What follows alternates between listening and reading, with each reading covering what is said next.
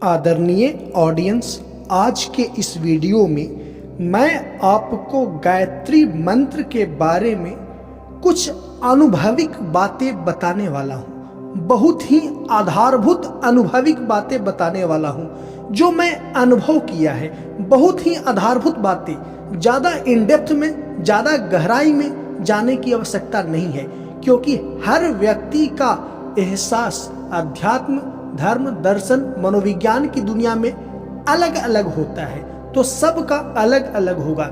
लेकिन जो आधारभूत एहसास है, बेसिक फीलिंग्स है, वो मैं आपसे शेयर करने का प्रयास करता हूँ। उसे मैं शब्द और वाक्य में आपके सामने प्रकट करने का प्रयास करता हूँ। देखिए, गायत्री मंत्र का जब आप जप करेंगे या जप कर रहे हैं तो आप अपने ध्यान को, आप अपने फोकस को किसी और चीज पे केंद्रित ना करें, किसी भी चीज पे केंद्रित ना करें। तो कहेंगे फोकस को कहाँ केंद्रित करें? तो आपको अपना फोकस अपने शरीर के ऊपर केंद्रित करना है।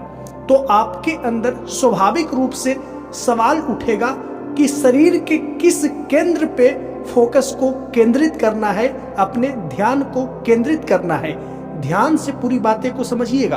काफी डीप एक्सपीरियंस की मैं बातें कर रहा हूं, लेकिन यह बेसिक्स है, यह आधारभूत है, लेकिन काफी गहरी एक्सपीरियंस है।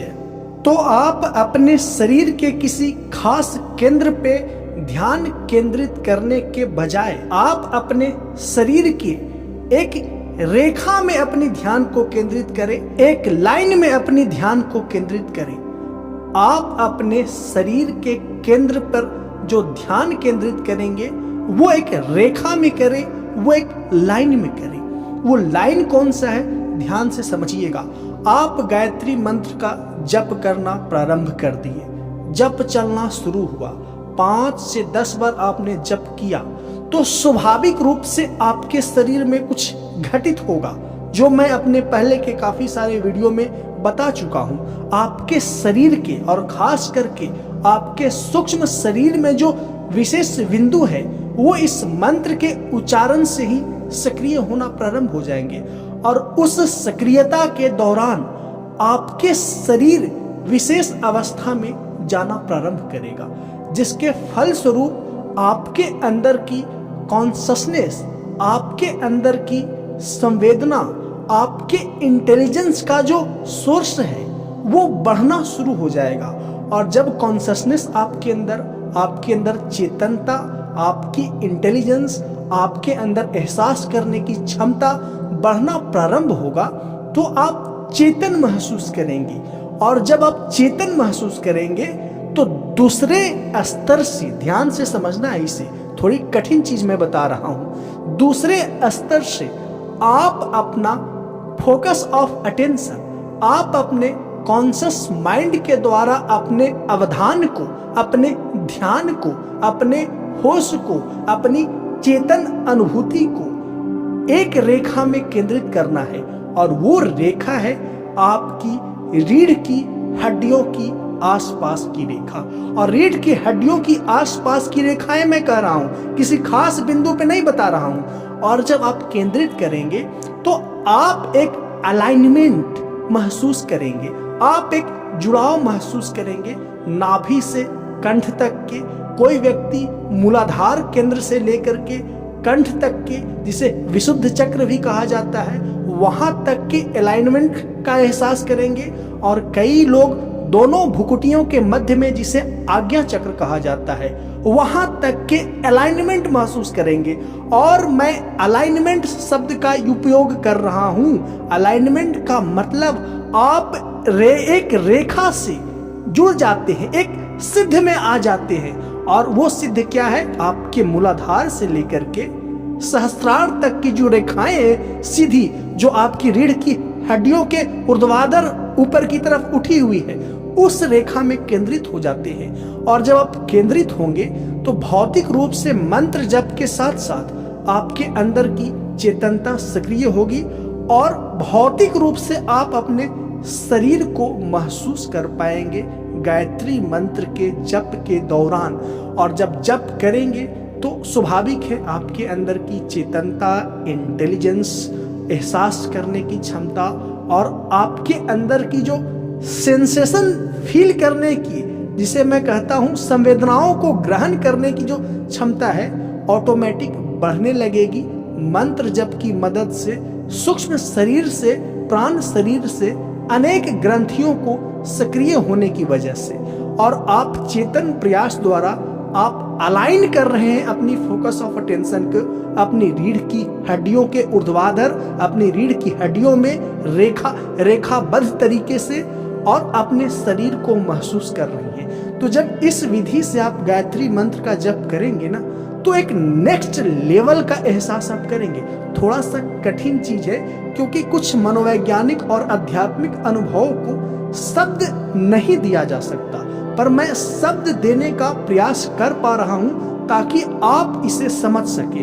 और जो लोग नियमित रूप से गायत्री मंत्र का जप करते हो ना, वो मेरी बातों को बहुत ही आसानी से कैच कर पा रहे होंगे, आसानी से समझ पा रहे होंगे। और जो नियमित नहीं करते हैं वो नहीं समझ पाएंगे, क्योंकि मेरी बातों को वही समझ पाएंगे जिन्हें गायत्री मंत्र जप का अनुभूति है कि इससे क्या फील होता है, इससे क्या होता है।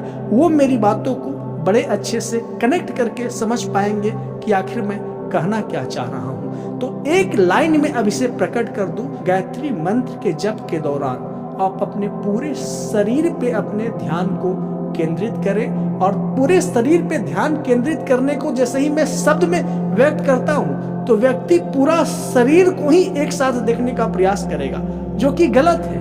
पूरे शरीर पे ध्यान केंद्रित करने का मतलब पूरे शरीर को महसूस करें। आपके अंदर महसूस करने की जो क्षमता है वो पूरे शरीर पे व्याप्त हो जाए।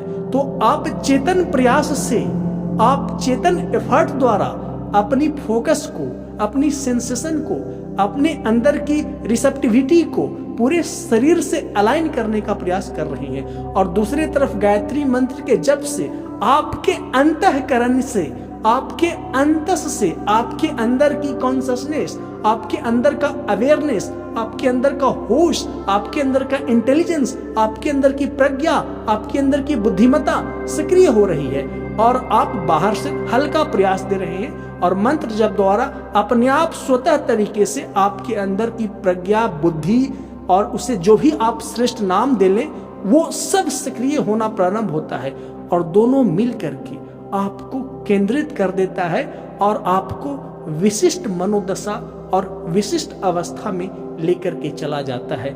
और वही विशिष्ट अवस्था होता है जहां आपके अवचेतन मन का द्वार खुल जाता है। और आपके अवचेतन मन का द्वार जैसे ही खुला, तो आप सुपर चेतन अवस्था में प्रवेश करने की पात्रता प्राप्त कर ली है। उस वक्त जो धारणाएं घनीभूत करके व्यक्ति अपने मन में धारण करता है, उस अनुकूल उसके जीवन में परिस्थितियां पैदा होना प्रारंभ हो जाता है।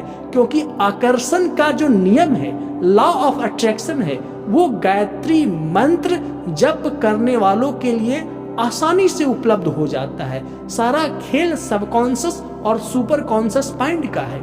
तो मंत्र जप से सबकॉन्शियस माइंड का विंडो या डोर खुल गया और सुपर कॉन्शियस की वर्ल्ड में आप प्रवेश कर चुके, और उस वक्त जो धारणाएं, जो याचनाएं आप करेंगे, उसके अनुकूल आपके व्यवहार में परिवर्तन होना शुरू होगा, और आपके जीवन में उसके अनुकूल परिस्थितियां आनी प्रारंभ हो जाएगी। तो आशा करता हूं इस डीप और कॉम्प्लिकेटेड और बेसिक मनोविज्ञान को समझे होंगे।